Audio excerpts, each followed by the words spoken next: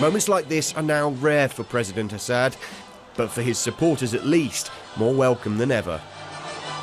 Patriotic and defiant in public, an attempt to divert attention from the ongoing turmoil in Syria that's dragging its neighbours ever closer into the conflict. Its borders with Israel have remained quiet for decades, but growing security concerns belie this calm. In recent weeks, Israel has been building up its military presence here, and despite the international community's talk of red lines, reports of Israel's latest strike indicate it is perfectly prepared to act alone. We see everything that happens right now in Syria, since this is one of the biggest warehouses for tactical weapons and for weapons of mass destruction. This is a big threat, and we must be ready for anything that may happen here. This was the aftermath of a similar Israeli strike conducted in January.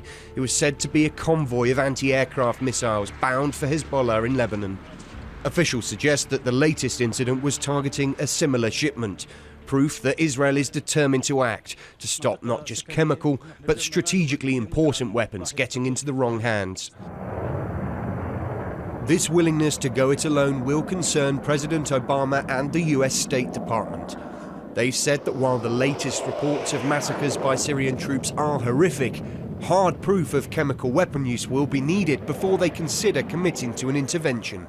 I do not foresee a scenario in which boots on the ground in Syria, American boots on the ground in Syria, would not only be good for America, but also would be good for Syria.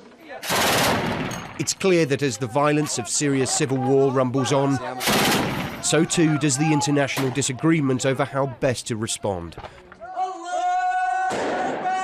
And if Israel perceives that the rest of the world is reluctant to step in, its fears of isolation may prompt further unilateral action. This strike may not be the last. Tom Rayner, Sky News in Jerusalem.